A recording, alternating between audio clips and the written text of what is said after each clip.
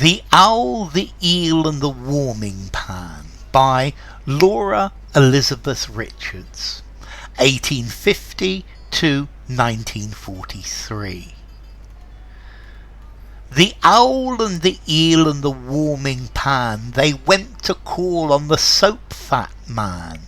The soap-fat man, he was not within, he'd gone for a ride on his rolling pin. So they all came back by the way of the town and turned the meeting house upside down. Okay, this is a nonsense rhyme by Laura Elizabeth Richards.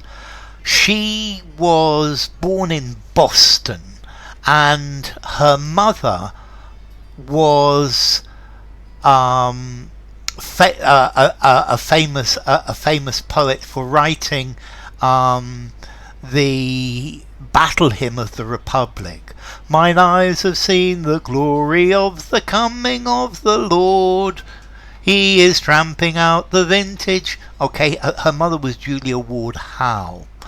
Laura Elizabeth Richards wrote books and rhymes for children, and she wrote a huge amount. This rhyme to me is very, very reminiscent of Edward Lear. That it has everything in common. We've got an owl, an eel and a warming pan. Three radically different characters. The owl that flies, the eel from the water, and the warming pan is now a character. A warming pan, I think, is a dish that you fill with hot water to put in your bed to keep your bed warm, or not with hot water. Maybe you put embers in the warming pan. They went to call on the soap-fat man. So the soap-fat man is clearly the man who buys fat, waste fat, to make soap with. And I can imagine the rather nasty things that the soap-fat man buys. The soap-fat man, he was not within. He'd gone for a ride on his rolling pin. So a rolling pin, this is the thing that you use to make pastry flat. So here we're getting way out into these nonsense rhymes.